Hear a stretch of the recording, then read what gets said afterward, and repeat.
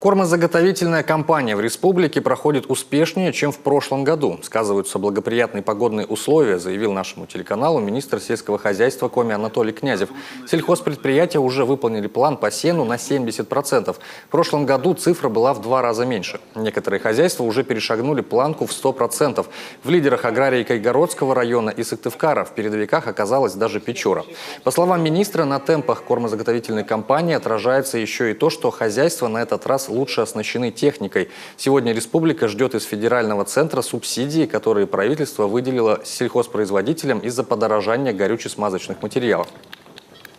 Хотя пусть небольшая сумма там считается, на Россию выделили 5 миллиардов, сейчас распределяют по регионам. Эти деньги пройдут по программе «Несвязанная поддержка».